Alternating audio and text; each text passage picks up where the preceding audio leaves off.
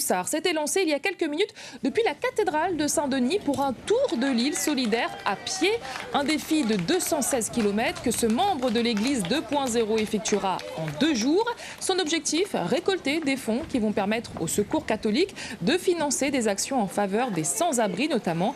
Jean-Régis Ramsamy et Willy Fontaine l'ont rencontré avant son départ. Regardez.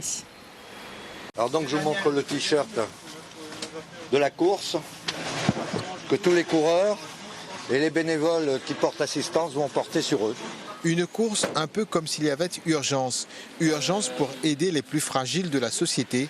Quand il s'agit d'aider, on peut compter sur Vincent et les autres. Sur chaque point de pause, je veillerai à ce que tout le protocole sanitaire soit respecté.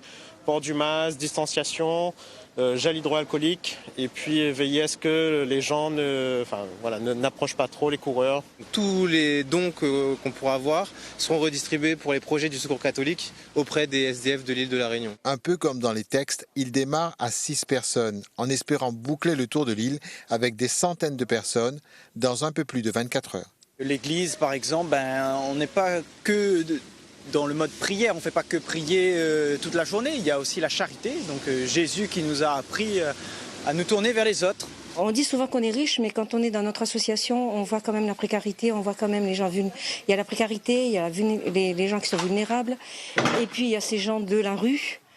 Pendant ce confinement, on en a vu parce qu'on était obligé de faire. La préfecture a quand même réquisitionné des hôtels, des gymnases pour pouvoir les loger. Donc je crois que la cause, elle est bien là. Pendant que l'opération se déroule, une cagnotte est en ligne. Sur chaque point de passage également, le public pourra aussi donner pour les SDF de l'île.